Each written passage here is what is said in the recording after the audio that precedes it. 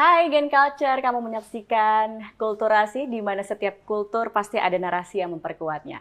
Nah, Gen Culture bicara soal culture karena kita generasi culture, sepertinya tidak lepas dari perbincangan soal musik. Nah, baru-baru ini AMI Awards 2025 yang ke-28 sukses digelar pada 19 November lalu. Temanya adalah Bhinneka Tunggal Suara. Biasanya kita kenalnya Bhinneka Tunggal Ika ya, tapi kali ini ada yang namanya Bhinneka Tunggal Suara. Apa ya maknanya Gen Culture? Langsung saja kita akan membahasnya bersama dengan tamu spesial kita di Kulturasi kali ini, Ketua Yayasan Anugerah Musik Indonesia, Mas Cendra Darusman. Halo Mas, apa kabar? Baik, terima kasih. Sehat? Mbak Gadis, baik, sehat. Sehat, Alhamdulillah. Saya juga kabar baik. Dan pertama-tama saya mau ucapkan selamat, congratulations. Lancar semua AMI ke-28, 19 November lalu. Bahkan Menteri Kebudayaan Republik Indonesia, Pak Fadlizon juga menyatakan bahwa AMI adalah barometer ekosistem musik nasional. Menurut Anda bagaimana tanggapannya? Iya, ya terima kasih ya kalau memang AMI dipandang sebagai hal demikian barometer ya. Memang tadi dikatakan bahwa memang AMI sudah 28 tahun ya mengadakan malam penghargaan ini, sehingga kalau kita lihat 28 tahun itu, setiap tahun itu ada pemenangnya dan lain sebagainya, itu juga mencerminkan musik yang banyak diproduksi, digemari pada setiap tahun tersebut dari sejak tahun pertama. Jadi kalau barometer itu tepat sekali ya, kayak seperti kita mengukur suhu badan gitu ya pada suatu saat gitu. Nah ini mungkin Pak Menteri itu menggunakan istilah itu supaya menggambarkan ya memang dari setiap tahun tuh bisa dilihat perkembangannya gitu. Jadi juga merupakan perkembangan sejarah musik sebenarnya kalau kita mau katakan demikian. Oke. Nah, tadi aku juga mention nih soal tema yang diangkat tahun ini adalah Bhinneka Tunggal Suara. Menarik sekali. Apa sih ide di balik Bhinneka Tunggal Suara? Iya, memang Bhinneka itu keberagaman ya. Betul. Dan itulah benar-benar kata kunci dari musik-musik yang ada di Indonesia. Saya nggak bilang musik Indonesia, tapi musik-musik yang ada di Indonesia. Karena seperti halnya kalau kita bertanya kebudayaan Indonesia itu yang mana gitu kan. Nah, kan banyak ya kebudayaan Indonesia. Nah, apa namanya Bhinneka itu, kata Bhinneka mencerminkan keberagaman ya, jenis musik di Indonesia. Dan tapi tunggal ika, maksudnya ika tuh tunggal ika tuh tunggal suara, musik menyatukan, menyatukan bangsa. Juga bisa diartikan bahwa kita sepakat pada setiap tahun memberikan penghargaan kepada yang terbaik. Jadi semacam metafor aja gitu ya, bahwa di satu sisi Bhinneka itu memang keberagaman musik yang ada dan kita sepakat dia menyatukan di dalam AMI, dan juga kita sepakat mana yang pada setiap tahun yang terbaik yang mana. Such a brilliant idea. Musik yang beragam menyatukan kita semua di bawah naungan Indonesia gitu ya, nama besar Indonesia. Nah, bicara soal para nominasi pemenang AMI Awards 2025 yang baru saja digelar, bagaimana kemudian AMI atau Mas Chandra sendiri melihat perkembangan musik Indonesia saat ini? Karena kalau kita lihat progresi atau juga eksplorasi musik Indonesia saat ini jauh sekali ya, Mas. Kalau Mas Chandra melihatnya seperti apa? Betul sekali. Jadi memang saat ini jumlah kategori atau genre musik yang kita berikan penghargaan ada 63. 63. Tahun-tahun awalnya nggak sebanyak itu. Nah, ini bisa kita artikan sebagai musik Indonesia berkembang terus ya. Tadinya misalnya saja, tadinya hanya ada genre dangdut. Ternyata dalam perkembangan setiap tahun, beberapa dekade terakhir ini ada koplo, ada lain-lain. Nah, itu semacam pecahan juga atau perkembangan dari atau ranting dari dangdut yang konvensional, dangdut yang katakanlah genre besarnya gitu. Nah, jadi maksudnya adalah kita harus terus melihat ya perkembangan musik Indonesia seperti apa, apakah ada tren baru. Karena AMI itu maunya inklusif, ya tidak eksklusif. Ya, misalnya eksklusif tuh hanya memberikan kepada pop saja atau kepada rock saja, tapi inklusif, semua jenis musik yang memang trendy dan juga banyak pendengarnya, banyak peminatnya itu harus kita angkat. Karena di balik itu adalah musisinya sendiri kan. Oke, jadi tidak eksklusif, harus inklusif, bisa dari semua genre. Betul. Nah, kalau kita lihat dari tadi musiknya, saya mau lihat dari penulisan lirik? Karena lirik juga salah satu bagian penting dari sebuah lagu, dari musik itu sendiri. Bagaimana perkembangan dari musik? Kita kalau bicara lirik itu kan juga bicara bahasa. Bahasa itu juga bagian dari kebudayaan. Ya, memang kalau dalam lagu ya, kecuali instrumental ya, itu syair dan melodi itu menyatu ya, dan memang sangat berperan ya.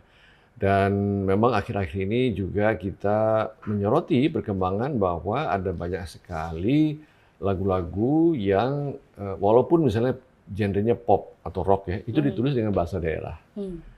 Ya kita pikir ya memang kalau sedang trendy dan baik gitu, kenapa nggak kita angkat juga gitu, sehingga ada kategori lagu berbahasa daerah terbaik gitu kan. Lagi-lagi ini perkembangan membuktikan bahwa AMI berupaya terus untuk memonitor dan mengangkat perkembangan dinamika yang ada di musik Indonesia. Jadi kita terus mengikuti perkembangan kok. Oke. Di tengah gempuran budaya asing, ada K-pop, ada dari Amerika juga, dari Eropa. Bagaimana kemudian musik Indonesia selalu menjadi tuan rumah untuk di rumah sendiri gitu, kalau menurut Mas Chandra S, Ketua Yayasan AMI? Kalau menurut saya justru disitulah peluang kekuatan musik Indonesia yang menampilkan ciri bangsa kita atau ciri daerah kita. Karena kalau kita head to head gitu ya, misalnya jazz Indonesia dengan jazz Amerika, atau rock gitu ya, atau pop gitu, mungkin kurang terasa Indonesianya gitu. Bukan berarti harus ya bahwa ada Indonesia, tapi dengan para musisi mengangkat ciri-ciri berbagai macam daerah, ini justru memberikan kelebihan dan ciri dari genre musik di Indonesia yang bisa membedakan kita dengan musik negara lain. Karena yang ada hanya di sini kan, kalau daerah gitu ya, Sunda, musik koplo, musik apa itu kan dari Indonesia gitu ya. Dengan demikian ada peluang juga buat musik yang seperti ini untuk diekspor dan digemari di luar negeri. Justru saya melihatnya suatu peluang dan suatu kelebihan para musisi Indonesia. Oke, apalagi sekarang dunia digital sangat menghubungkan semuanya ya. Kita lihat juga lagu-lagu kita banyak yang akhirnya digunakan atau dipakai sebagai challenge untuk dance seperti tabula bale gitu ya Mas. Betul, itu buktinya. Betul. Kalau Mas Chandra melihatnya sekarang itu banyak nggak sih ada musicians yang memang masih strict atau kekeh dengan memasukkan unsur tradisionalsnya gitu, seperti mungkin dulu Mas Chandra lakukan dengan Karimata dan juga mungkin Mas Guru Soekarno Putra dengan timnya juga Guru Gipsy. Mas Chandra melihatnya bagaimana sekarang? Ya, saya melihatnya semua sah-sah aja ya. Kalau dalam masyarakat tuh ada kelompok yang konservatif, ada kelompok yang kontemporer, yang liberal gitu ya. Ya saya pikir sah-sah aja, karena kalau kita masih perlu juga maestro-maestro, musisi-musisi yang menjaga marwah suatu jenis musik tradisional gitu. Ya, kita perlu, karena kalau nggak punah dong kita ya musik itu. Tapi bagi mereka yang ingin maju, tanda kutip ya, ingin memajukan kebudayaan, sebagai juga kita punya undang-undang pemajuan kebudayaan, itu tidak salahnya untuk mengambil atau mengkombinasi musik tradisional dengan musik kontemporer gitu. Jadi bagi saya sih, akhirnya musik itu adalah suka apa tidak suka sih. Ya, bukan benar apa tidak benar. Betul. Jadi selera ya. Jadi tetap yang selera, yang fokus dengan pakem-pakem tradisional klasik harus terus jalan, harus terus kita upayakan, berdayakan, tapi juga yang kreatif, boleh menggabungkan kontemporer dan juga modernity juga oke banget gitu ya. Asal kita harus juga ingat bahwa ada hal-hal yang sakral gitu ya. Bahwa ada musik-musik yang atau tarian gitu yang sakral, yang sepertinya harus dibawakan seperti pakem, seperti Indonesia Raya lah gitu. Itu nggak boleh dirubah tuh. Udah pakemnya udah begitu, nggak boleh dirubah, pokoknya itu aja. Ada yang begitu. Ya kita hormati juga gitu ya. Oke. Nah, musik sendiri kan masuk dalam domain warisan budaya tak benda. kalau kita lihat peran musik tradisional sendiri untuk perkembangan budaya musik Indonesia, posisinya di mana sih, Mas? Karakter ya, dia memberikan karakter, ya, dia memberikan karakter karena musik itu kalau katakanlah musik yang digemari oleh banyak orang itu karena musik yang punya karakter, ya, punya karakter. Kalau nggak ada karakternya atau kalau istilah sehari-hari itu nggak ada warnanya, nggak ada rohnya gitu, ya nggak akan menyentuh banyak hati. Kan musik kan masalah hati ya, bisa menyentuh hati Mbak Gadis gitu kan, senangnya lagu apa karena itu membuat hati Mbak Gadis senang, atau bisa lagi sedih dengar lagu itu ya udahlah gitu kan. Sehingga karakter itu bisa menyentuh hati gitu. Sehingga itu perlunya makanya karakter musik-musik daerah, musik Indonesia itu bisa muncul supaya lagu-lagu tersebut bisa digemari dan menyentuh hati. Kalau bicara posisi musik Indonesia gak usah jauh-jauh, kita di Asia Tenggara saja. Mas Chandra melihatnya bagaimana? Karena kalau kita lihat musicians atau artis-artis Indonesia tuh memang masih punya pamor dan masih sangat menjual kalau di kawasan Asia Tenggara. Mas Chandra lihat? Yang paling gampang kalau kita melihat di musik, bagaimana musik Indonesia digemari di Malaysia, di Singapura, di Brunei, karena mungkin ada kemiripan bahasa ya, dan boleh dikatakan cukup berhasil ya musisi Indonesia, lagu-lagu Indonesia mendapat pasar di ketiga negara itu ya, ketimbang sebaliknya gitu. Walaupun ada juga ya yang karya mereka itu masuk ke Indonesia, tapi sepertinya kalau dari segi kuantitas itu kalau istilahnya dalam perdagangan gitu ya, kita surplus gitu. Oke, jadi ekspansinya mungkin masih punya potensi yang lebih lagi ya untuk apalagi sekarang grup-grup indie makin banyak, musiknya juga makin unik-unik ya Mas Chandra ya. Kalau dari genre indie sendiri, Mas Chandra juga kan fokus untuk masalah IP, masalah properti, intellectual property begitu ya.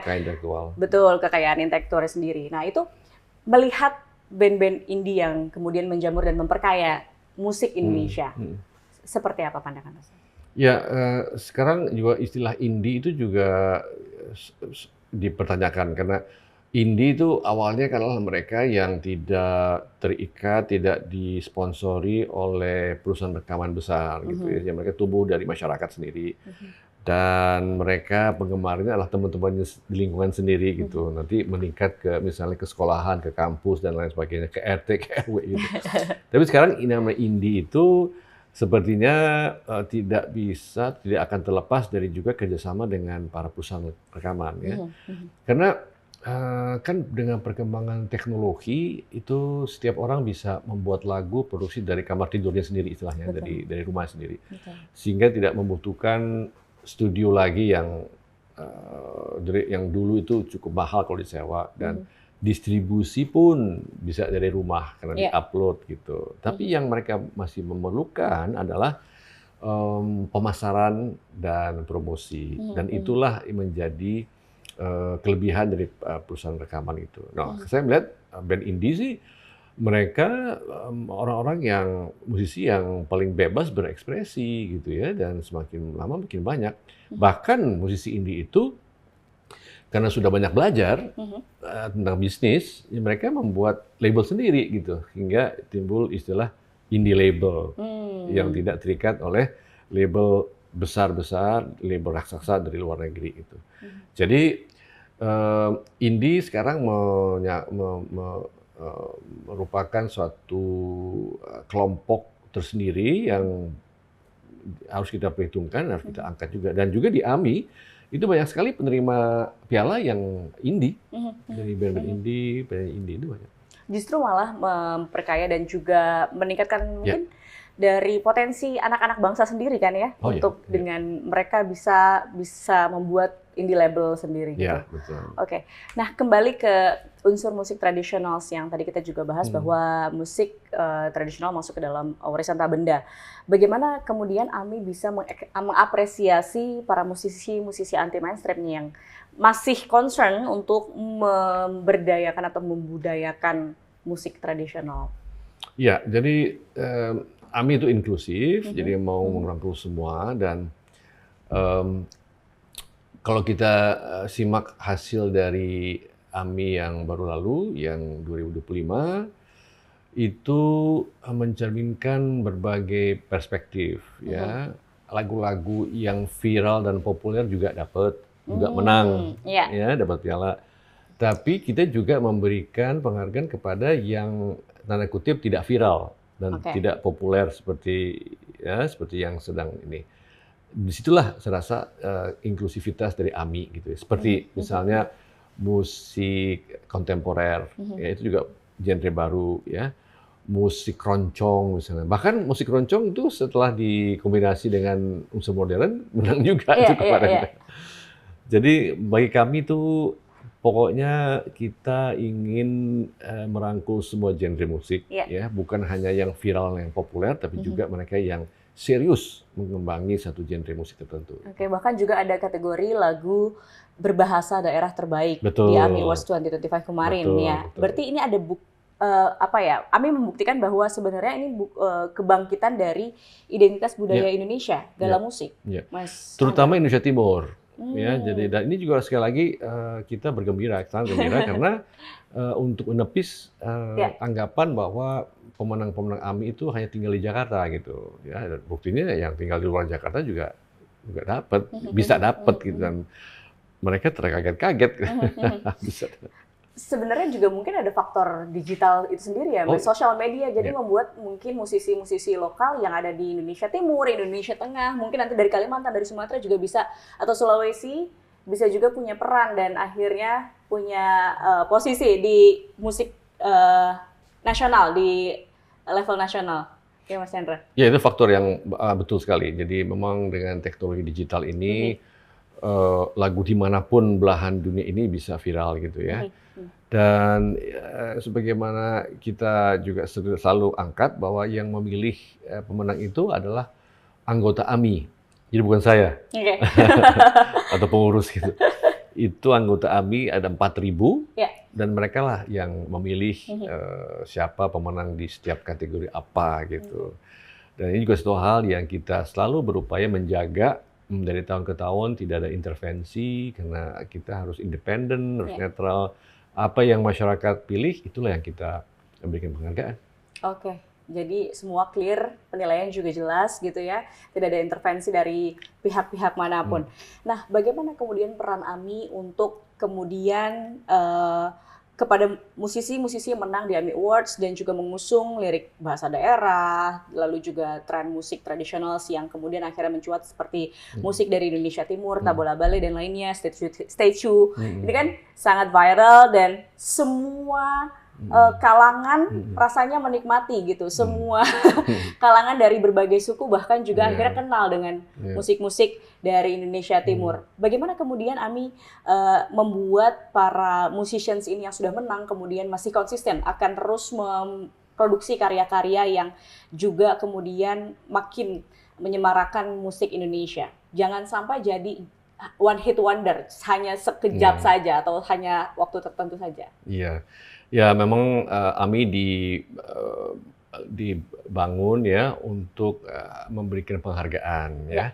Kalau mereka tuh menang terus masuk industri itu adalah gimana upaya mereka ke depannya. Kalau AMI mungkin belum bisa menjangkau atau ikut terjun di dalam setelah penghargaan itu.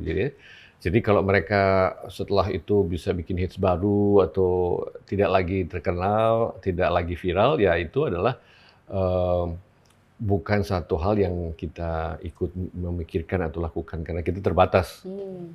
Kita punya tugas adalah memberikan penghargaan kepada yang terbaik pada setiap tahun. Kemudian setelahnya itu, ya itu tergantung dari mereka. Bahkan mungkin bisa dilihat begini, dengan modal menang ini, itu justru menurut mereka menjadi lebih terkenal lagi, menjadi modal untuk dikenal oleh masyarakat. Gitu. Karena sekarang itu, Mbak Gadis, itu satu hari ya, di dunia ini ada 150.000 lagu baru. Setiap hari yang di-upload ke platform digital. Bayangkan ya kalau ada satu lagu baru, bagaimana orang bisa perhatikan, bisa viral di antara 150.000 itu. Pasti tidak terbayang ya? Tidak terbayang kan? Iya, betul. Sehingga mereka harus betul-betul membuat karya yang punya karakter yang menarik dan bisa menyaingi 149.000. Namun harapannya pastinya setelah memenangkan AMI Awards, itu jadi motivasi mereka lagi untuk apa nih yang bisa dikaryakan, apa nih yang bisa kita produksi lagi untuk kekayaan dan kreativitas mereka supaya terasah kembali atau lebih unik lagi apa yang bisa kita tawarkan untuk memperkaya musik Indonesia tentunya ya. Ya, jadi memang kalau tadi dibilang bahwa ini membuat mereka lebih semangat, itu berarti juga membuat mereka lebih percaya diri dan kuat, dan ini pada gilirannya memperkuat ekosistem musik Indonesia yang salah satu menjadi tujuan dari Kementerian Kebudayaan juga. Jadi konsisten.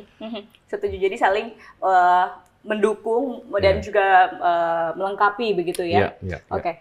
Kalau kita lihat next-nya, Mas Chandra, untuk upaya pelestarian musik tradisional, ke depan apakah AMI mungkin memiliki rencana menambah kategori nominasi terkait dengan musik tradisional untuk mendukung dari keberlanjutan serta juga mengapresiasi para musisi yang bergerak di bidang musik tradisional, Mas Chandra? Ya, pertama saya ingin katakan kami sangat apresiasi dan berterima kasih kepada Kementerian Kebudayaan ya, yang 3 tahun terakhir mendukung penyelenggaraan dari AMI ini.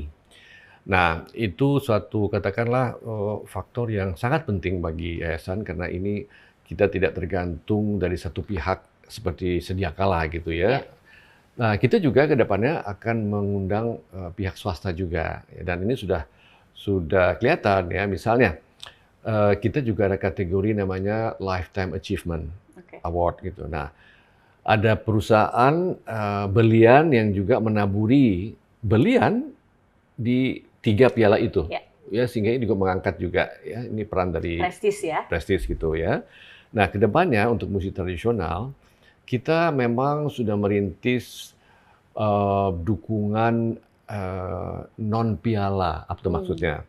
Bukan hanya piala yang kita berikan misalnya ke musik kontemporer atau berbahasa daerah, kita juga merintis suatu portal namanya AMI Etnik ya. Itu kita berupaya untuk mengangkat karya dari maestro-maestro pembuat instrumen tradisional. Maksudnya apa? Maksudnya supaya mereka-mereka ini, maestro-maestro ini memiliki peluang untuk juga bisa menjual instrumen mereka ke luar negeri. Ya. Tetapi ini maestro-maestro yang premium. Yang premium yang betul-betul ya membuat sasando yang bagus, ya suling yang bagus, yang premium class gitu supaya bisa diekspor dan diminati oleh pihak luar negeri. Perpustakaan, kampus dan lain-lain di luar negeri itu mereka bisa sekaligus mengangkat mereka sebagai UMKM juga terangkat. Ini suatu bentuk dari penghargaan non piala bagi musik tradisi supaya mereka bisa terus survive gitu. Kembali ya, peran AMI adalah mendukung dengan menciptakan ekosistem musik itu sendiri supaya para musisinya bisa terus berkembang. Betul. Oke. Mas, kalau kita kilas balik, Mas Chandra menjabat sebagai ketua Yayasan AMI sejak 2022. Apa yang sejauh ini Mas Chandra rasakan kesan-kesan yang sungguh mendalam sebagai ketua Yayasan AMI gitu yang berkesan dan sudah dicapai dan mungkin yang ingin dicapai dalam waktu-waktu terdekat? Iya. Gini, dalam kehidupan ya kita tuh kalau menerima sesuatu senang ya, menerima sesuatu gitu penghargaan ya, materi maupun non materi kalau menerima. Tapi bukankah waktu kita memberi kita juga merasa kesenangan tertentu, kepuasan tertentu. Kita bisa memberi sesuatu itu kita juga merasa ada kepuasan tersendiri kan. Nah itulah yang saya rasakan, kami rasakan di AMI. Kami senang bisa menghargai orang dan orang itu senang dihargai. Nah itu kepuasan. Nah ke depan ya, saya rasa sih paling tidak kita harus menjaga marwah AMI, ya dan itu nggak gampang juga gitu ya. Menjaga marwah, independensi, terus secara ekonomi juga tidak rugi, ya. Dan satu lagi yang penting juga adalah kita membuka suatu kerjasama dengan ajang penghargaan di luar negeri. Ya, kemarin kita baru pertama kali saling memberikan penghargaan kepada karya terbaik dari masing-masing negara, Indonesia dan Jepang. mereka memberikan penghargaan kepada produksi kita yang terbaik. AMI juga memberikan penghargaan kepada produksi Jepang yang terbaik, karena mereka juga punya ajang penghargaan. Nah, dengan kerjasama timbal balik ini, diharapkan musik Indonesia juga lebih dikenal di luar negeri. Dan sebaliknya, kita juga harus lebih mengetahui musik-musik Jepang juga, pop Jepang, sehingga terbuka pasar yang lebih luas lagi, pilihan dari konsumen lebih luas lagi, sehingga semua ini justru memperkuat ekosistem musik di Indonesia dan dunia. Wow, vision yang sangat besar tentunya untuk masa depan musik Indonesia. Terakhir, Mas Chandra, as a legend, enggak lah. One of living legend musicians in Indonesia tentu saja kan. Mas Chandra, makna atau arti musik buat hidup Mas Chandra? Ya, musik adalah saya itu gitu ya. Musik is part of my life. Iya, karena memang masing-masing dilahirkan dengan bakat pemberian Allah gitu ya. Seperti Mbak Gadis juga kuatnya di jurnalisme, di dunia komunikasi ya, kita masing-masing diberikan kelebihan lah katakanlah ya, dan itulah kita manfaatkan sebaik-baiknya ya, karena kalau kita nggak manfaatkan sebaik-baiknya berarti kita menafikan pemberian Allah Subhanahu wa Ta'ala. Oke, kita harus terus bersyukur ya Mas dengan bakat dan potensi yang kita punya. So, Gen Culture juga maksimalkan potensi dan bakat kamu ya Mas, dimanapun kita juga akhirnya bisa berkontribusi untuk Indonesia. Betul sekali. Terima kasih Mas Chandra Darsman sudah berkunjung ke Kulturasi, ke Yayasan Anugerah Musik Indonesia. Mudah-mudahan sukses terus AMI ke depan, tahun-tahun ke depan, dan segala visi misi yang ingin dicapai juga bisa terlaksana untuk kemajuan musik Indonesia. Terima kasih Mbak Gadis. Terima kasih Mas Chandra. Dan itu dia Gen Culture Kulturasi episode kali ini. Jangan lupa subscribe, like, and comment di kanal YouTube Kementerian Kebudayaan dan juga kanal YouTube Indonesiana TV. Saya Gadis Bianca pamit undur diri. Kita berjumpa di episode berikutnya. Sampai jumpa.